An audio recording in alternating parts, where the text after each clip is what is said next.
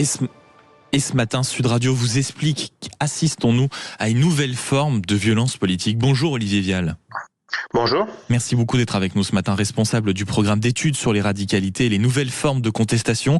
Vous êtes également directeur du Centre d'études et de recherche universitaire. On avait envie de vous entendre ce matin par rapport à ce qui se passe depuis plusieurs heures autour du meurtre, du lynchage en règle du jeune Quentin, militant à Lyon, 23 ans, qui, depuis les diffusions des images par TF1, ne laisse plus aucun doute. Ça n'était pas une rixe, ça n'était pas une bagarre, c'était bien quasiment une exécution.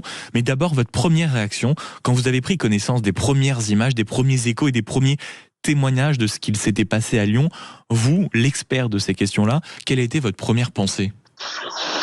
Effectivement, de la colère et de la tristesse parce qu'effectivement c'est un drame humain que l'on comprend bien, et de la colère parce qu'en fait c'était écrit, on savait que ça allait finir par arriver. On a depuis un an une augmentation régulière du niveau et de l'intensité de la violence, qu'elle soit de la violence des mouvements Antifa. L'UNI par exemple, au mois de novembre dernier, a rencontré le ministre de l'Enseignement supérieur pour lui remettre un document attestant qu'ils avaient été agressés 44 fois durant l'année par des militants Antifa. Avec des couteaux, etc., etc. Donc, on sent que cette violence-là est de plus en plus forte. Et puis, il y a une autre chose qui devait nous inquiéter, c'est que on a des écrits, et effectivement, aujourd'hui, on sait que les mouvements Antifa ont changé leur méthode. Leur objectif, c'est pas simplement, comme on l'a trop dit au début, c'est pas d'agresser ou d'attaquer une autre bande, c'est pas des confrontations entre militants. Ils ont mis en place une stratégie avec le fichage de leurs adversaires, et ils font des traques dans les rues, ils font des guet-apens pour attaquer les personnes quand ils sont en surnombre. Donc ils essayent d'attaquer des individus isolés ou très peu nombreux. Ils les attaquent de plus en plus, pas pendant qu'ils font une action militante, mais en dehors d'une action militante. Et on va revenir sur tout ça, bien sûr, Olivier Vial. Un mot d'abord sur ce qui a été agité comme théorie, on va dire assez rapidement. Très très vite, on a repris, notamment les médias ont repris, un peu comme par automatisme, le mot rixe. Vous dites, ce mot est un cachex, en réalité on se rassure, comme si la violence devait être forcément collective, si vous voulez, pas comme si ça pouvait être quelque chose de pensé, d'organisé et forcément d'excessivement brutal.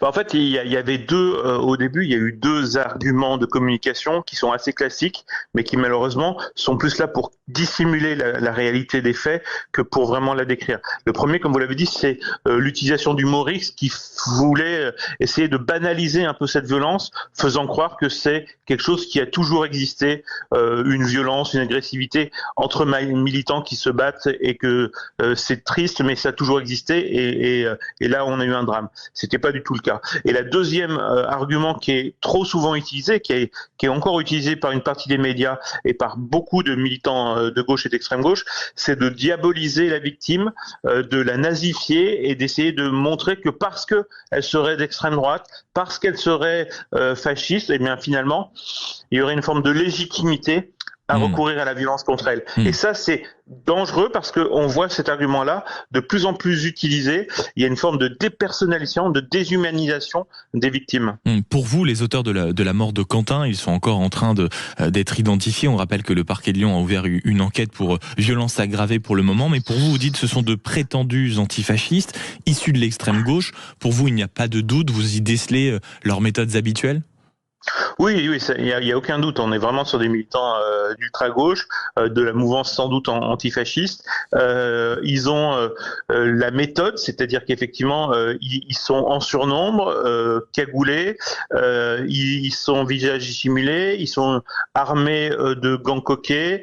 On voit d'ailleurs sur la vidéo qui est dramatique qu'il y a même des personnes qui sont autour d'eux avec des moyens de locomotion, un vélo et une trottinette, ce qui permet en fait de souvent être des sortes de vigies au cas où. Donc tout ça, effectivement, c'est des méthodes qu'on retrouve qu'on retrouve dans beaucoup d'agressions maintenant, qu'on a retrouvé aussi dans certaines batailles de rue, notamment pendant les manifestations des Gilets jaunes ou pendant certaines grandes manifestations, parce que ce sont aussi ces militants-là qui aujourd'hui sont le fer de lance de cette fameuse stratégie des Black Blocs, et donc c'est des gens qui sont aguerris à la violence. Olivier Olivier Vial, je rappelle aussi que dans votre article pour la nouvelle revue politique qui s'appelle Lyon, le lynchage de Quentin, symptôme d'une escalade annoncée, vous rappelez en réalité que cette violence qu'on a malheureusement vue et dont les images ont été diffusées largement maintenant depuis quelques heures, vous expliquez qu'elle émane en réalité d'une véritable stratégie qui est que cette violence, elle doit être développée au quotidien afin d'augmenter progressivement sa gradation et qu'on fasse semblant que le public, en réalité, s'y habitue. C'est ça ? Totalement, effectivement, c'est ce qui est le plus dramatique, c'est qu'en réalité tout ça a été théorisé, a été écrit. Il y a notamment un auteur qui est très important dans cette galaxie-là, qui est Marc Bray, qui est un auteur antifasciste et qui a théorisé ce qu'il appelle la théorie du coût social. Il explique qu'il est impossible d'empêcher quelqu'un de penser différemment de ce que souhaiteraient les antifas.